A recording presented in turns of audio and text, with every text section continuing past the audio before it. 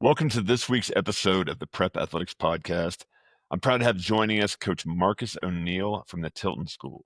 Now, Marcus O'Neill was previously at the Tilton School for 15 years and even won a national prep school championship while he was there. He's had a lot of NBA players come through, such as Wayne Selden, Nerlens Noel, Terance Mann, Georges Niang, and a couple others. And he took a hiatus, and now he missed the game so much he is back at Tilton. Just got hired a few weeks ago, back in April, and I don't know when this is coming out, but yeah, he's going to be there in the 2025-2026 season, and he's going to hit the ground running, refreshed and ready to get back at it. We talk about his upbringing in New Hampshire. We talk about him going to Brandeis, and one of the reasons he chose Brandeis is because that's where the Boston Celtics practiced, and he tells a story about actually getting to play with them in September during one of their early season get-togethers. We also talk about what it's like to coach NBA players, the advantages of AA versus maybe AAA or single A, his recruiting process. Do you have to play another sport at Tilton? What's his playing time philosophy when talking to families? How does he develop the players? How does he place them? And much, much more. So enjoy this conversation with Tilton School's Marcus O'Neill here on the Prep Athletics Podcast. Welcome to the Prep Athletics Podcast. This is Corey Heights. Some battles. I'm not sure if they got us. If they did, maybe. So you will get better as a player during that year. So it was kind of exciting. Like, oh yeah, somebody wants me.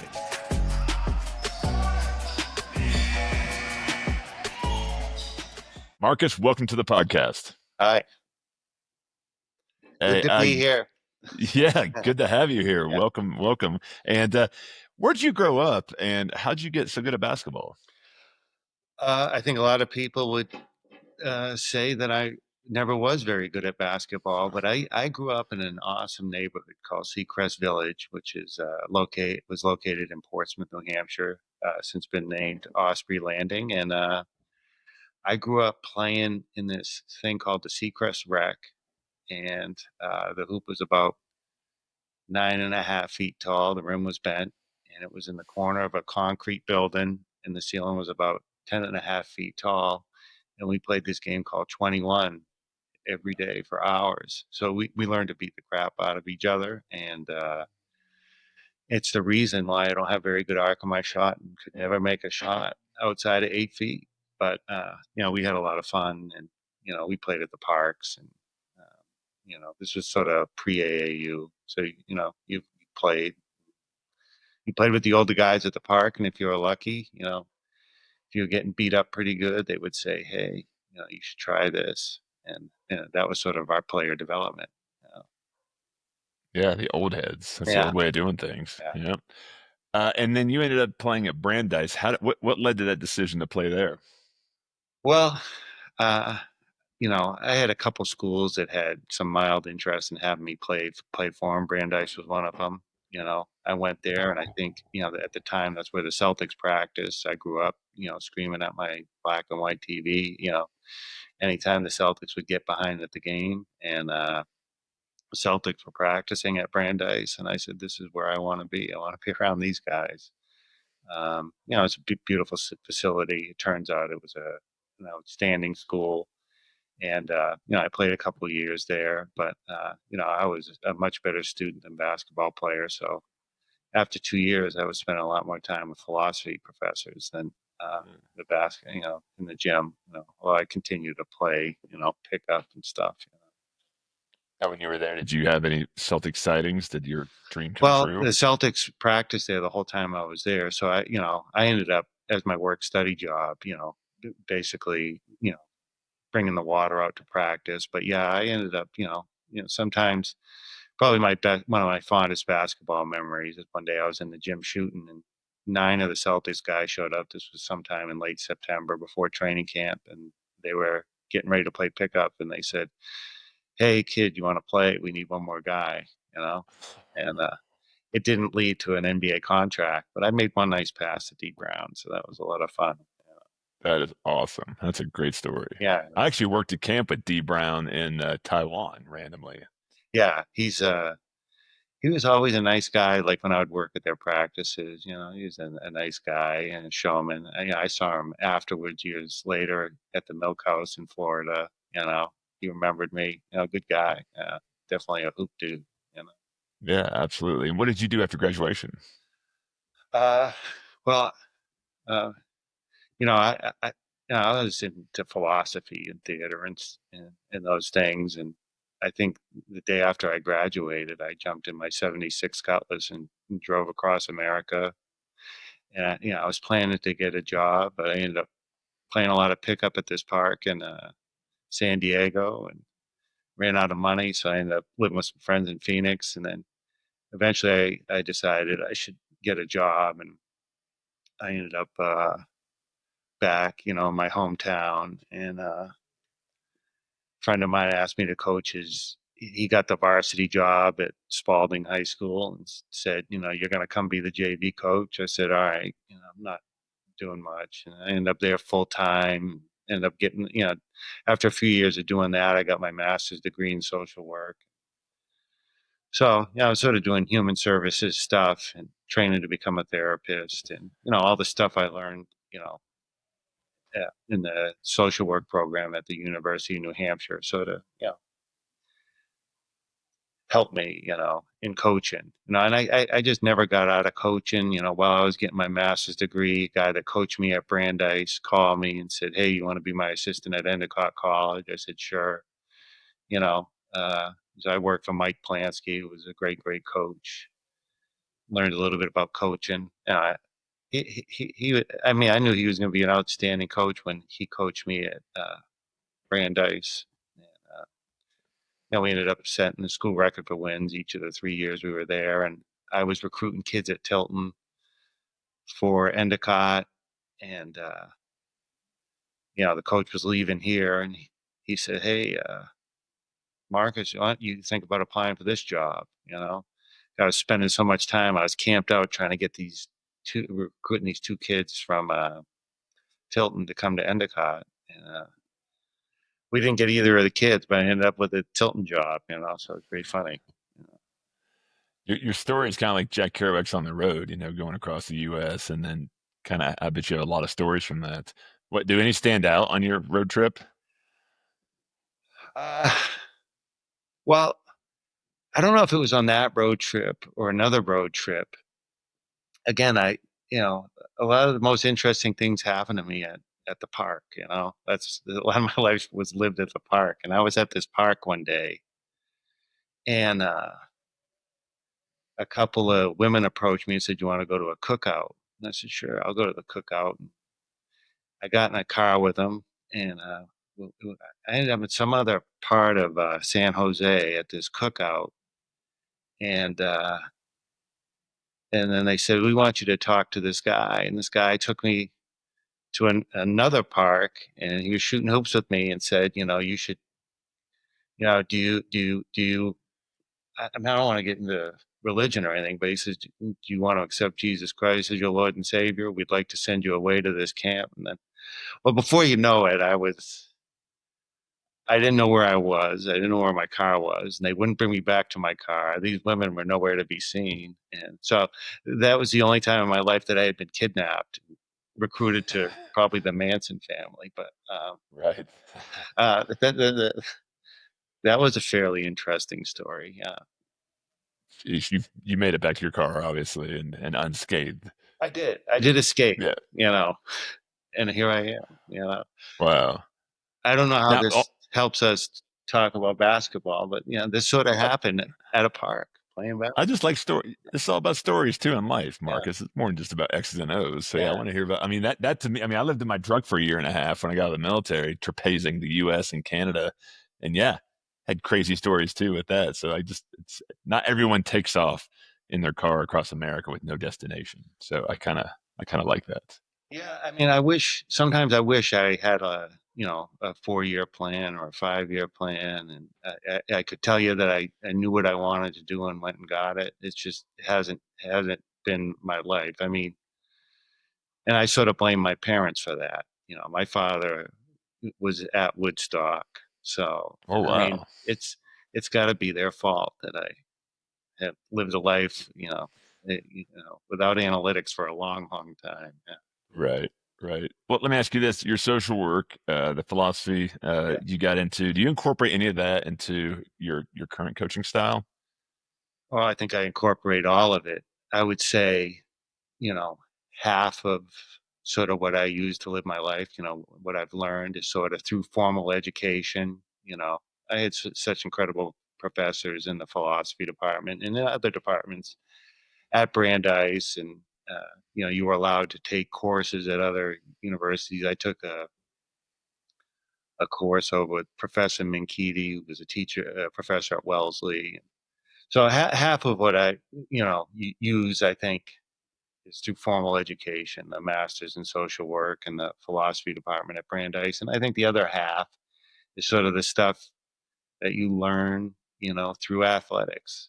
And I think that's sort of what drives me, because I think, as you get older, you go through tough times in life. And, I remember we used to, when I was playing Pee Wee football, we had this guy, Ralph Estes, who was our coach. And, he's making us run up this hill, way more times than you need to. And just when you think you can't do it anymore, you hear his voice, get up that hill, O'Neill. And so I think, you know, coaching, hopefully, as a coach, you realize, to have somebody, who's instilled that internal voice, get up that hill, is sort of a sacred thing.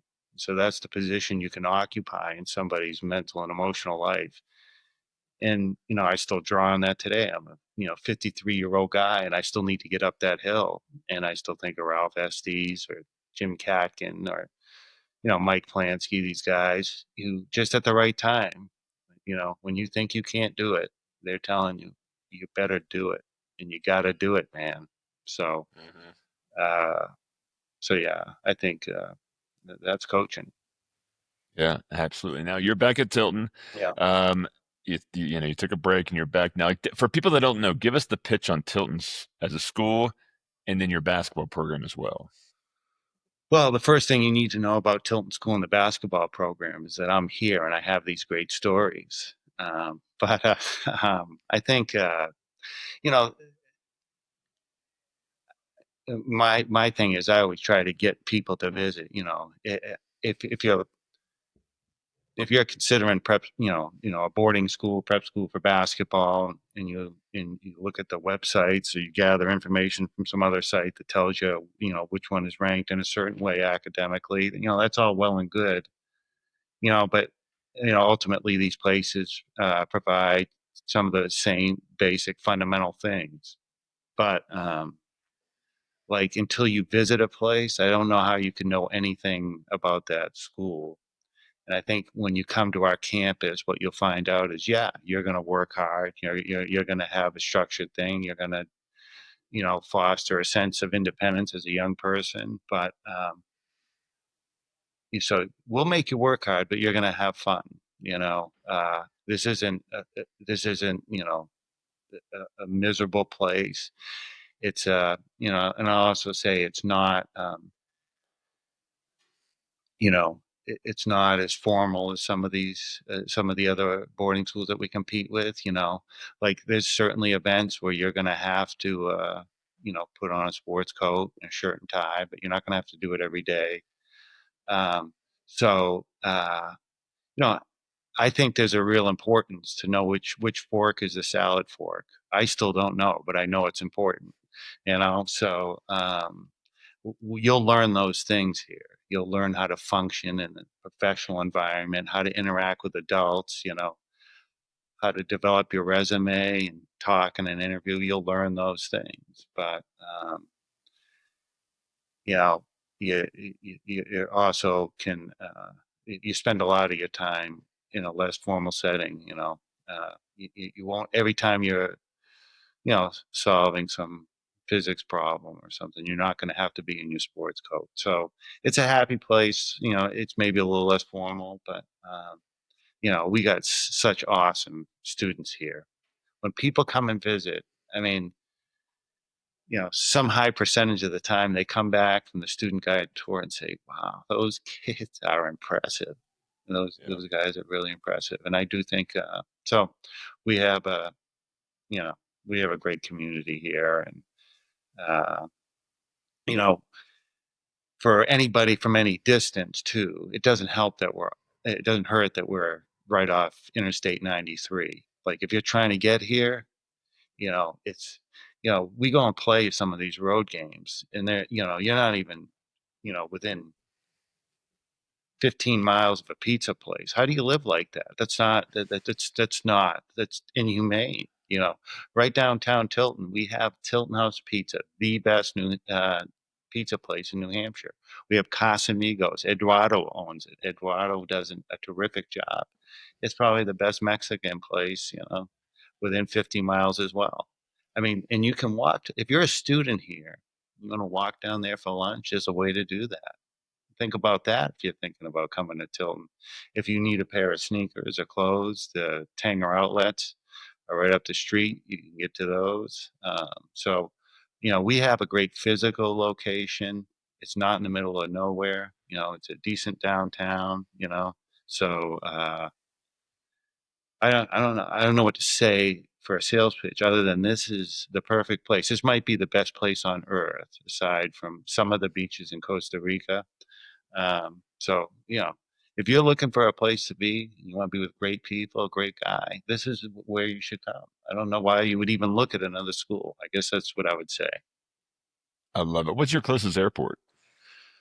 Well, uh, there is Laconia Airport, which is a private sort of one of these smaller places. So if you have a private jet, you can fly into there. And sometimes, when a college coach is coming here to recruit, they're flying into Laconia. Um, Manchester Airport is maybe 40 minutes from here.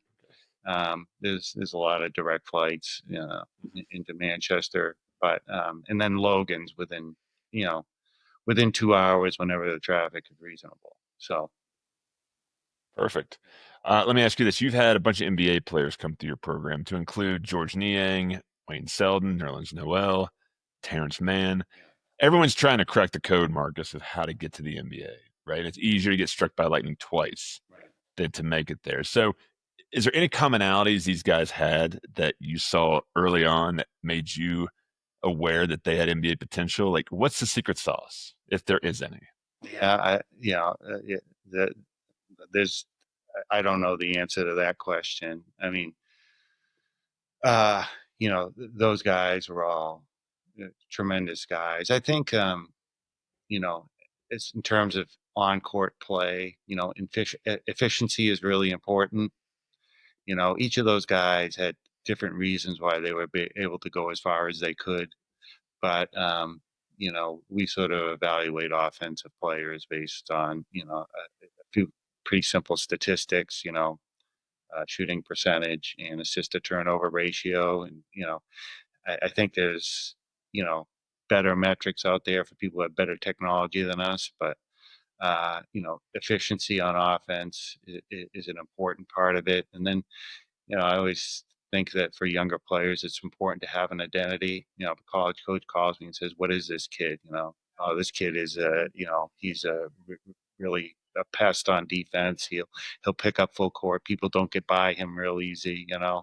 Or this kid's an elite rebounder, or this guy can really put it in the hole. We all want to be the guy that scores the points, but if you have an identity as a player, that's a good thing. But like, George and Terance play together on the Atlanta Hawks now, and those guys are just, they care about winning. And, you know, for those guys to be in the league versus other players that are probably similar, physically, it's be a guy that people want to have around. Don't be a guy that people don't want to have around. I don't, have a bunch of other people around you that we have to deal with and answer to. Like those things start to matter. Be a guy that doesn't get in trouble. Be one of the guys that's the first ones here to work out and train. There's on court stuff and there's off court stuff that's really important. But you know, uh, we've been lucky. I mean, all those guys, we still have guys playing professionally overseas and other places. Um, all those guys are people you want to have around, and be the guy that if you show up at my house to date my daughter, I'm happy to see you. Hard to do, be that guy. I don't know if I'm that Mhm. guy. Perfect. Now, I'm going to ask you a lot of questions here coming up that a lot of families ask me, right? And you're going to probably get these asked to you all the time. So I figured let's get it out in this forum here so people can hear your philosophy. But uh, if I'm asking you how you're going to develop my son, what is your stance on player development? I mean, we try to, obviously provide, appropriate and good coaching. I think, you know, and that work is the weight room's included and the court is included. I think consistency is important. Being in the gym, being consistent, training on, sort of this some repetition of, a small amount of skill is more important than learning 1,000 different things. Um, I think environment's important. The fact that, I think we have good energy and good culture, makes it important. If you hate coming to the gym, it's really hard. So if that's either because our culture is bad or you hate basketball, that's no good for us. So we try to have a good culture, a fun environment. And, of course, appropriate training is important. And we've been lucky. I've learned from some of the best guys. Noah LaRoche coached with me here, and, world class trainer now, trains a lot of NBA pros, was an NBA coach, so I learn a lot from him. I still consult with him. But, you know, uh, I also believe you get better at basketball by playing basketball. Whereas, a guy gets late in their NBA career, they're probably not running up and down the court a lot in the off season because you only have so many trips in your body, before you start to break down. At this age, when you're 15 to 19, you know, there's there's three things that we sort of think about. It's being in great shape, having great skill, which is handling the ball, shooting the ball, and decision making. And the best way to uh, learn to make good decisions is to be in a situation where you're on the court with nine other guys. You're playing with four. There's five of them out there. I don't know how else you can practice making those decisions other than being in those situations. So I'm not a coach that hates pickup basketball. I still think guys in the gym playing basketball and figuring things out is helpful too. Yeah, love it. Now, for your postgrads that come there, what are the academic requirements? Well, it's the requirements are first of all to just to be a student here. Sometimes we'll get a family that says, my kid's smart enough, he's taken enough courses. We really want him to focus on basketball, which is great, but you can't play basketball 8 hours a day. I don't, so you're going to be a full time student here. There's no part time students, and for every student, that's sort of something different. We have the 9 to 12 through post grad curriculum, but it's not a separate program. So if you've taken your senior English, before coming here, which you probably have, then our we have we're such a small school with such good academics. You have the dean of the academic dean looking at your transcript saying, okay, AP language and composition is the appropriate course. And sometimes is some back and forth between the parents and the student, but you take the next thing in the progression of classes, and if we don't offer it here, which I don't know if that's ever happened, but if a kid gets to a certain level of math or English and they need to do something online, or through a community college. Some of that has been done in the past, but you take what's the next in the progression of your learning. Yeah, got it. At Tilton, do basketball players need to play multiple sports? No, no one gets forced here. It's not like, hey, because you're coming here from basketball, you gotta, you know, you know, in exchange for, coming to, be here, you have to serve us by playing on the soccer team or something. We've certainly had some great players that are multiple sports guys. So we don't enter into the debate of, is specialization good or bad? The bottom line is, it, a lot of basketball players specialize in a sport. So we're not going to fight you on that. To the contrary, if you found, this thing and it happens to be basketball that you're passionate about, you want to zero in on, we're with you on that. But, it's not, we don't strong arm kids into playing other sports. Gotcha. Now, a big question families ask before they make this investment is, how do I know how much playing time I'm going to get when we go to this prep school or that prep school? And I know the answer, right? What coaches say and what I say to them, but how do you respond to that when a family asks that? I think that's a fair question, a tough question. I would say I have no idea how much your child is going to play here in most cases. And in some cases, I may say, these are the players that I sort of have coming that I know of, and this is where I have you evaluated. It's obviously, it's a much different experience when you're, say, the sixth guy versus the 10th guy. No doubt about it. So I try to, give them a gauge of where I sort of see them on the depth chart. But once they get here, there's competition for playing time. But yeah, I think the goal of every team, like for me, the natural thing is, we're gonna go down the street and play another team. The goal is for us to walk out of the gym with more points than the other team. So I got to do what's in the best competitive interest of the team, and it's nothing personal for or against anybody. That's what I'm gonna do, and um, we're always gonna do what's uh, doing the best competitive interest of the team in the particular situation we're in. So, we never tell anybody, you're going to get this many minutes. We may say, like, yeah, we sort of see it. This is where we think you'll end up, but you know, uh, it's sort of, uh, it's sort of whatever in the best competitive interest of the team.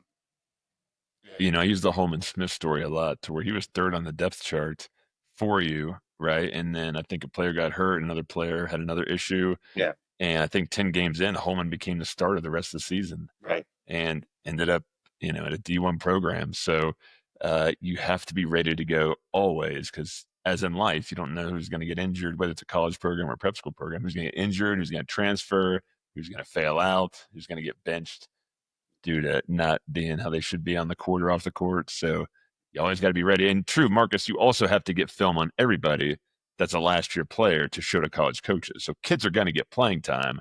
It just depends how much, right? Right. Yeah. And, I would say, yeah, I think, you know, kids are always going to play at some point, where you have all sorts of games, all sorts of opponents. I think the good thing about our team, one of the things I like about our team is, there's not, uh, sort of pressure from the school to be like, we really, can you carry 18 guys, like that's not happening. Like I've got to sort of be there to coach each and every player on our team. So if I tell you, you come here, you visit, and I say you're on the varsity, you're on the varsity, and that's not 18 guys. I'm not going to push you off to another team. So um, you'll be with us, and typically, I don't think there's been a year where I don't know if we've had more than 13 players. It's usually 11 or 12, uh, and so yeah, there is opportunity, and yeah, like yeah, Holman when he came here, yeah, he might have been third on the depth chart. He ended up as a starter. He played great for us. So, Marcus, I'm assuming everybody in your team has to play at some Yeah, point, right? So you get footage for college coaches. Explain that. yeah, but yeah, I think um, the nice thing about here is I'm not gonna. Our varsity team is our varsity team. if you're in the admissions office and I tell you you're going to be on the varsity, you're going to be on the varsity. So you're going to be one of probably 11 or 12 guys. We don't keep 18 guys.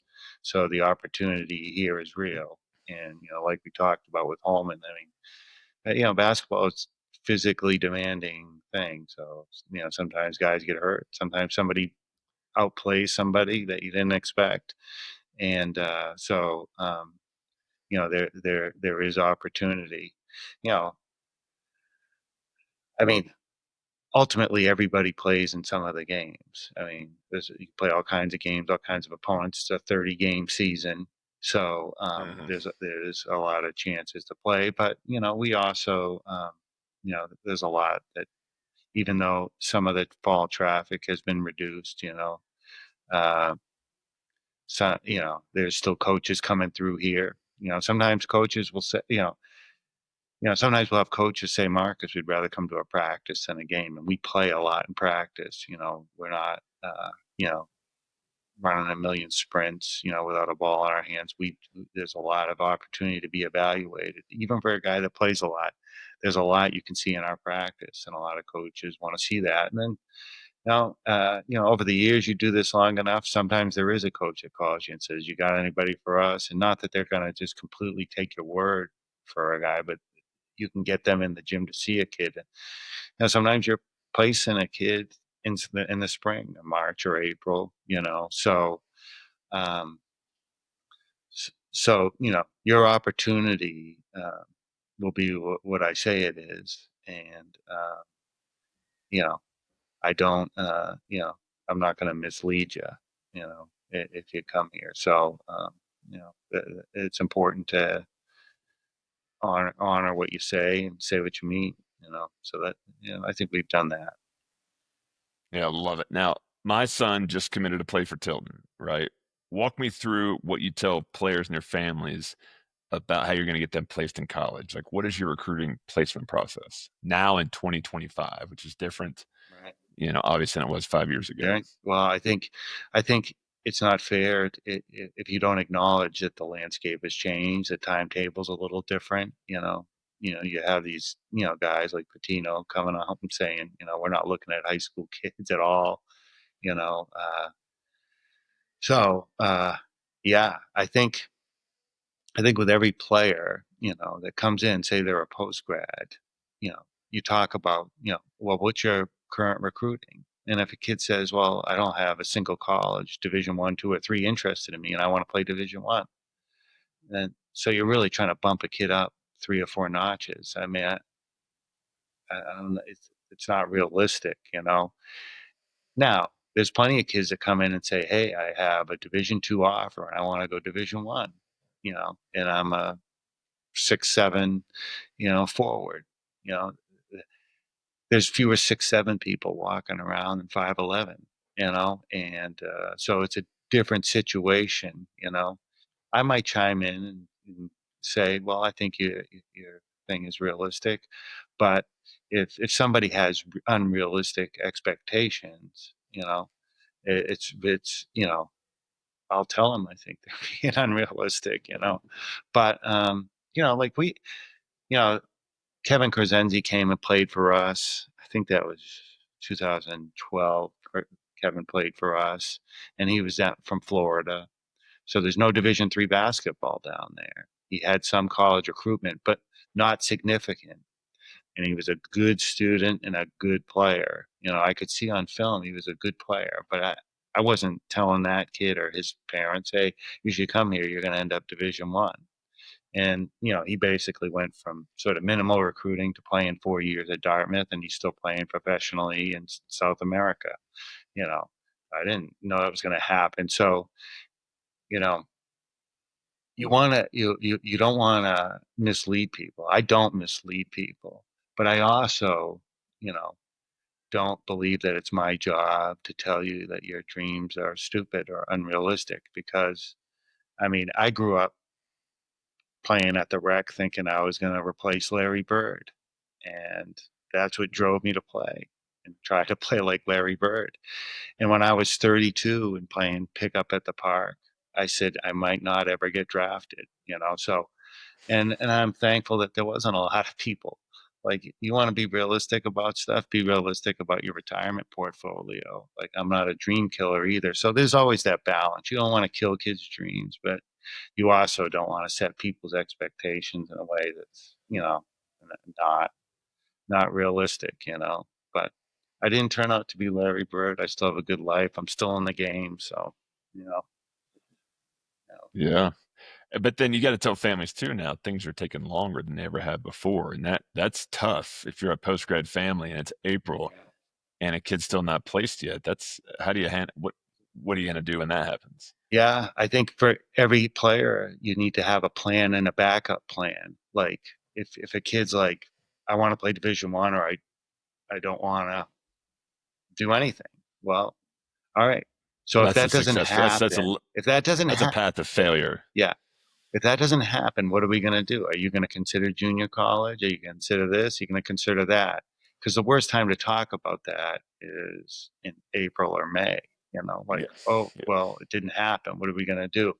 Like, you know, if all right, you want to have a Division One or bust plan. Say you get hurt, what are you going to do? And I don't care if it's working on the family farm, or you know driving your 76 Cutlass across country and searching for your soul. You can do that too, but I I'm not going to be the one being like, what are we doing now? We have to have a plan and a backup plan, and one that everyone can sort of agree on. Um, so yeah, each family's different, and yeah, but yeah, the timetable is changing. I don't have control over the market. The market is what it is. But what I'll tell you is, if in life, one of the most important things is to get with the right people. And we have our track record of having players leave here and go Division One, two, three, playing the pros, whatever it is. Um, so we have our network and people we can call, and people that'll take our calls. So, you know, being in the right connect connected network is a good thing to do. That's why Yeah. you It's should huge. come to Tilton. That's huge. Yeah, exactly. The Rolodex you've got. Yeah. Uh, Tell me this. You are in knapsack class double A. Yeah. Does it matter what class a player goes to? Uh, that's a tough question. I think so. I mean, I think finding I think the most important thing is, you you visit these campuses in a place that sort of feels right. But I do think, what's the difference between double A and triple A? Uh, you know, probably there's probably less difference there than double A, to class B or something. I mean, there's great players, great teams, and certainly great coaches in every class, every level. I know these guys, and they run good programs. But yeah, I mean, of course, if you're asking about, are you going to make my kid run cross country in the fall, uh, you know, versus, being, yeah, being in a training program, there's a big difference there, like in terms of player development. So um, you have to know those things. But um, there's guys that have gone on from all these levels.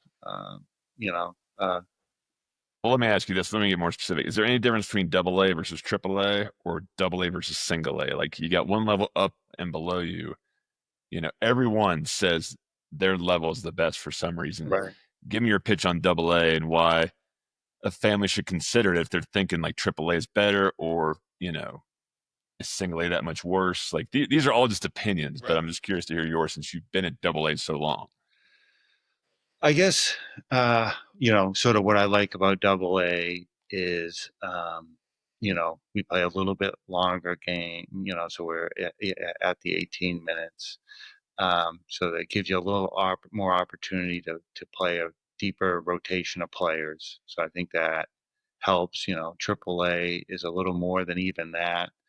Um, I think I think there's a little there's sort of more oversight. There's more regulating double A than triple A. Triple A, it's sort of, um, but yeah, I think the difference between double A and triple A is sort of, um,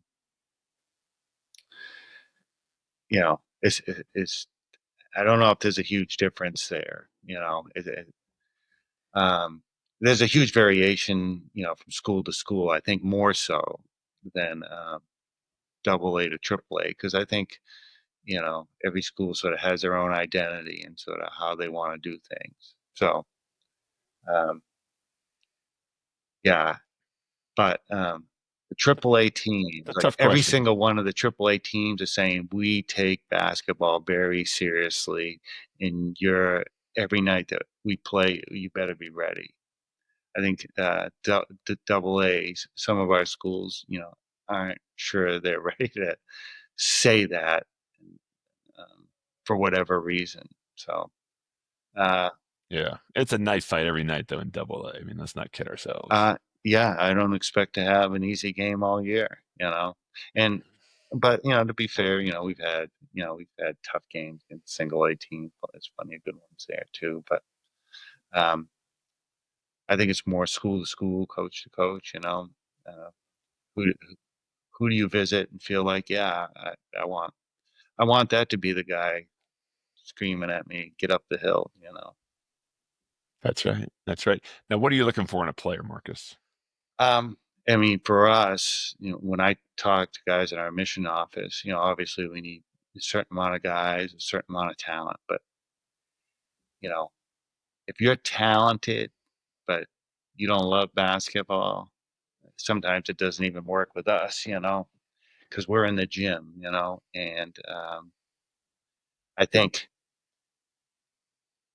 people talk about it. If you want to be a good player, you got to work hard. And the last thing I want to talk about is work, because work to me is third shift at the post office. I've done it.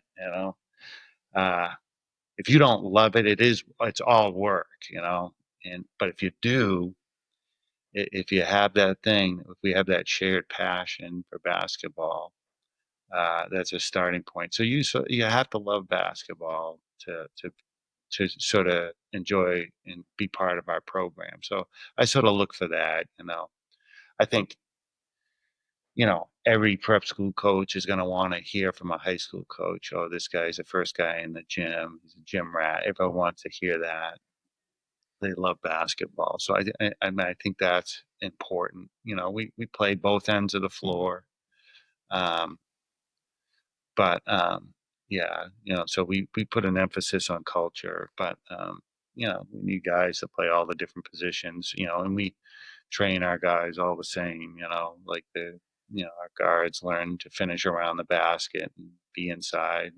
Post players, playing on the perimeter, developing their skills and their shooting. I mean, that's sort of the way basketball is going, and that's when you become a problem on offense. Is when you can take advantage of mismatches, playing different parts of the floor.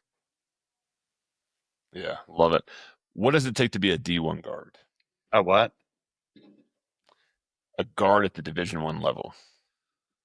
Uh, well, it comes down to handling the ball, shooting the ball, uh, and playing both ends of the floor. Again, I think if you're at 6'4" versus 6'4" and in great shape, versus 5'11" and not, uh, I think size, like it's still better to be 6'4" than 5'11", but you see those guys. I just think uh, the more challenged you are physically, the better you have to be. You know, you have to be that much better, and then you know to, to get on a Division 1 court, requires you got to have a certain amount of the requisite physical attributes, in terms of speed and strength, and then that fast twitch and decision making. And some of those things are easier to teach and develop than others. Some of those things may be a little more innate. But yeah, I think you know, you have to be pretty exceptional to be a Division I player. Oh, yeah. Last question? What does the prep school basketball world look like in 5 years from now? Boy, I don't know. I mean, I think you know, the NCAA have uh, will have something to say about that. You know, depending on uh, the NCAA has had a tough time with their when they've been taken to court in their legal fights, and they've tried to do some regulating, and depending on how they regulate the junior colleges could have an impact on prep schools. But I think despite all that stuff that can impact you, um, you know, we're gonna be a place. Tilton School is going to be a place where you can come and you're going to be in a safe place where there's a certain amount of nurturing, coaching, and teaching where you can develop, you know, personally, the interpersonal skills to function and function effectively in the professional environment. So, um, you know, I don't know, like things are always changing. If one of the things we talk about on our website is being in a world that's marked by diversity and change. So um, where are we going to be 5 years from now? You know, that's a big philosophical question. I know where we're going to be. We're going to have our feet on the ground, helping young people, develop their, a healthy identity and the qualities they're going to need to be successful in the world. Yeah. Yeah, love it. Here's some quick hitters for you. You Yeah. ready? Best player you ever played against? Best player I've ever played against? Jeez. Anyone that Celtics 4-on-5 Yeah, the that Celtics you had to 5-on-5. guard? You know, I'm going to say it's probably some of the guys that are here, playing pickup with some of the guys here at Tilton. I don't know which one to pick out. I've been beaten pretty bad by some of these guys. Terance Mann beat up on us pretty good. George beat up on me. Nerlens, Wayne, all those guys. Oriaki, Coombs.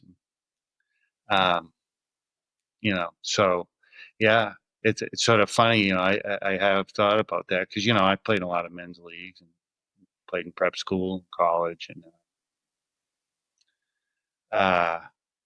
yeah, there's been some very good guys, but I'm gonna say the best guys that I've played against Tilton alum. Okay. Who's the best player you ever coached against? Oh man, yeah, there's so many. Yeah, we You faced a lot, or maybe the guy that lit you up one night more than any other that really stood out. yeah, I mean, early on in my career, Rakim Sanders from St. Andrews was really tough. I mean, and Jerome Dyson in those early years, Jerome Dyson at Proctor was really tough. But then as we got going, there was just so many players, and we had players to play against those guys.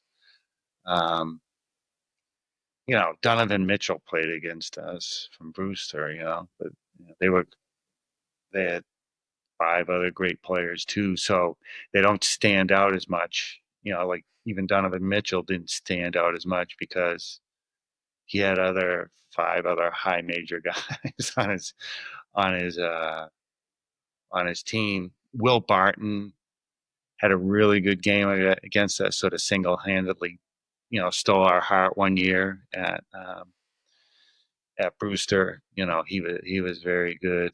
I mean, I know I'm forgetting some awesome players. I mean, only played Hargrave. They had the kid that played for Louisville when they won the national championship, and he had transferred from Oh yeah, Luke yeah, Hancock. Luke Hancock was really good. I didn't think we were going to have a real answer for him, but we snuck away with the win in that game. he was, I remember thinking this guy's as good as anybody we've played against, and he was really good. Buddy Hield, we played in a tournament one year.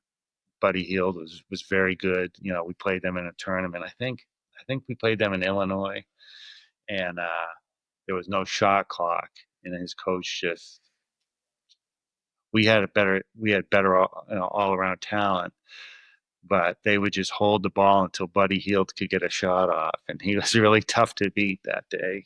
We ended up winning some low scoring game by 1 point. You know, but yeah, he was very good. And then there's a kid from Canada that played at Huntington Prep. He's with the Miami Heat now. Wiggins. Yeah, Wiggins. Yeah. He was a good player. We did a good job on him. But going into that game, we were aware of him. But yeah, there's been so many great players. It's like Brewster. We probably played against 10 NBA players that played at Brewster alone. And those guys were all really good that year. They had the front court was all NBA guys. Jakar Sampson, kid that played with the Suns, kid that played for Michigan. Those guys were all. Who's Tilton's rival? Do you guys have one? We had a great rivalry when I first got here. When we first were getting to the New England Championship game against Marianapolis, and Dave Vitale was the coach there, and those were fierce games. There was always some crazy thing happening. But New Hampton's right up the street from us. Brewster's not too far away, so those games are sort of charged for us. But Mike Hart, at St. Andrews, I consider that a rivalry because we've had some great games over the years, and but it's I think as a school, we got these other Lakes region schools: Proctor, Holden, Hampton, Brewster, Vermont's in there. It's sort of, we've gone through cycles because I was here for 15 years before. We'd have. We went for a 3 year stretch for us in Vermont. Those games were pretty intense. Like I said, Marianapolis before that, and St. Andrews. But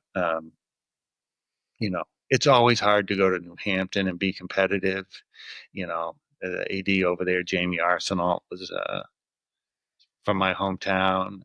He's a great guy, but the students, they're on the court. They play in that. They have this huge gym downstairs, but they choose to play these games in this small gym, and the fans are right on you. They're really rowdy, and we've had some great moments over there. Just trying to be competitive. Never mind win. We've been lucky enough to get a couple, I think, over there, but I love going over there. There's a guy I think that works in town there that comes there just to scream at me. He don't like me, so we like that. Great. What's your favorite movie of all time? Yeah, that always changes, but I'd have to say Rocky. And I think all four, the first four, Rocky 1 through 4, are all pretty good. But probably, yeah, Rocky. It's a love story. It's a sports story. It's in Philadelphia, a great city. It's. Rock, gotcha. And then last thing, what are your hobbies when you're not at Tilton?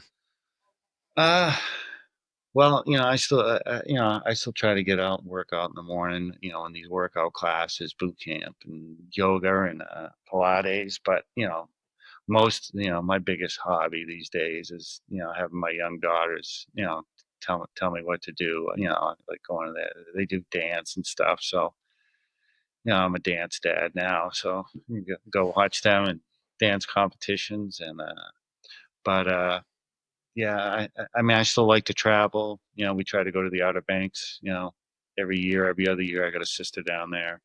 So, if you go to the beach with me, you got to be prepared to be in the ocean for 6 hours straight, body surfing. If you're one of these people that go there and want to have to leave after 20 minutes, don't come in my car. It ain't happening. You get stung by a jellyfish, you got to suck it up and keep swimming. So, uh, I like the beach, I've been enjoying watching the NBA tournament. Recently. Yeah. Is there anything you want to touch on that we didn't talk about in this conversation? No, I've talked about way too much already. I don't think there's anything else that we should cover. Before it gets inappropriate. Yeah. I love it. We'll keep it apolitical. Yeah. All right. We'll stay away from that. Well, Marcus, thanks so much for joining us on the podcast today. Welcome back to Tilton. We're excited to watch you, do your thing back at the school you're at for so many years and did so many great things at. And we're going to put all your contact information in the show notes. But for people listening that are interested in learning more, where can they find you? What's that? Where can they find me? Social media or email or any of that? I don't know. We're going to have to leave that up to my assistant that we're in the process of hiring. Okay. But, I still have the old people social media. We have a Tilton basketball Facebook that we're starting to create some content for. But, my wife is like, you look so ancient doing that. That's, you got to get an Instagram. So, yeah, you can contact us through the Tilton basketball Facebook page. I do get those messages, but yeah. We'll link everything we've got in the show notes. And if you have any updates, let All us right. know. All right. Coach Marcus O'Neill, head coach at Tilton School, joining us today in the Prep Athletics podcast. If you like what you heard, be sure to subscribe on all the major podcasting platforms and YouTube, where we put bonus content. And go to prepathletics.com. We got so much content on there to answer all your prep school questions. If you want a free assessment, we'll let you know if prep school is right for you. And any questions you got, we get back to every single email that comes our way, because we're about promoting this game and all the benefits of it in the prep school world too. So, Marcus, thanks for joining us today. All right. Thanks so much. We'll see you guys next time on the Prep Athletics podcast. Take care.